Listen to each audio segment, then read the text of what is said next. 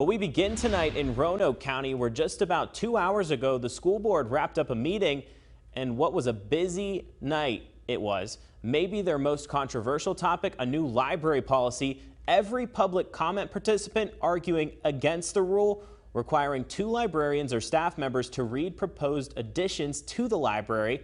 But that's not the final step. Additional school staff must then look over those reviews before it can even hit the shelves. Parents discovered that it also focused on sexual diversity. And not all these books, but some of these books contained some very sexually explicit language. Roanoke County Public Schools believes in and celebrates a positive, diverse, and inclusive community. How can we claim to celebrate diversity when we're pulling it off our shelves? Despite the conversation at the meeting, the policy had already been passed unanimously in a work session before the public part of that meeting even started.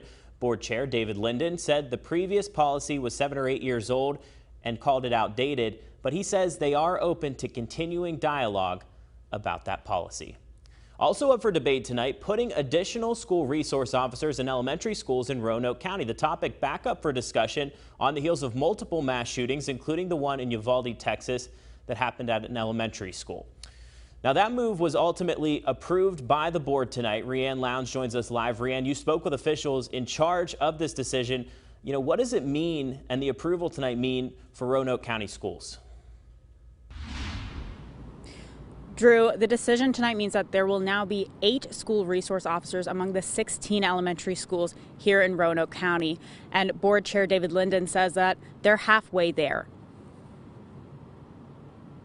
We'd like to see all 16 of our elementary schools have them, but we're a whole lot closer now than we were previously. The Roanoke County School Board made the decision to further staff elementary schools with resource officers unanimously Thursday night. Mr. Greenway. Absolutely. The move is made in collaboration with the Roanoke County Sheriff's Office, who first made the proposal in 2019. That plan would be to utilize either retired or currently active law enforcement officers on a part-time basis. They'd be employed by our office, and they would serve as school resource officers in the elementary schools.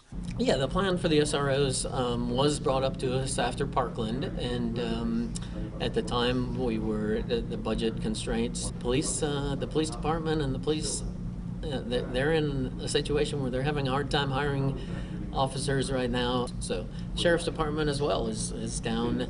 I don't believe they're completely staffed. We're going to use retired SROs, or retired sheriff deputies who can retire at a fairly early age, and we're excited to be able to get a little more safety in our schools.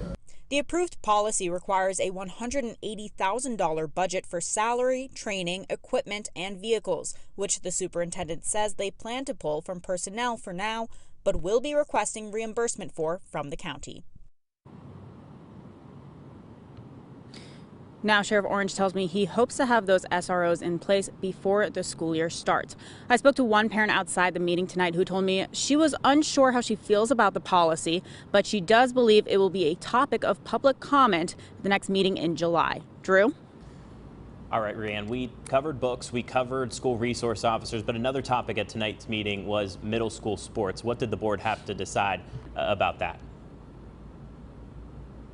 Yeah, the board said that they were excited to approve 6th graders to join middle school sports here in Roanoke County, and that's supposed to be starting in September this coming school year. Live in Roanoke County, Rianne Lowndes, WFXR News.